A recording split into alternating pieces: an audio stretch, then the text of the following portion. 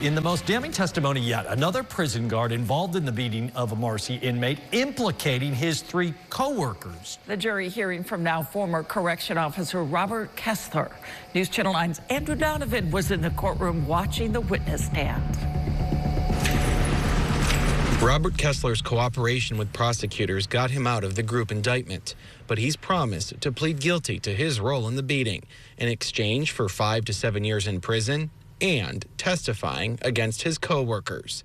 Here he is in the courthouse hallway, about to share his side of the story, implicating former fellow officers. Kessler claims Christopher Walrath, the first officer to plead guilty, was the first to attack Brooks right after his arrival to Marcy Prison. And then, quote, everyone kind of collapsed in and put their hands on Mr. Brooks in one way, shape, or form. The first assault, then the pepper spray, which he blamed on Nicholas Kiefer, who's also accused of lying on paperwork. Kessler said, we had to create a narrative as to what happened. The prosecutor asked if it was an accurate recitation of what happened on that walkway. No, said Kessler. Then the former officer was asked about what he saw in the infirmary room captured in video. The prosecutor asked about Brooks. Was he resisting or being combative in any way? Not that I could see, said Kessler.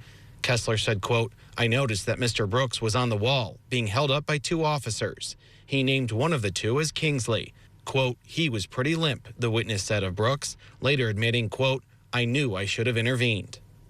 Of course, the defense then had access to the same witness and tried to invoke testimony portraying Robert Brooks as an inmate who wasn't following officers' orders.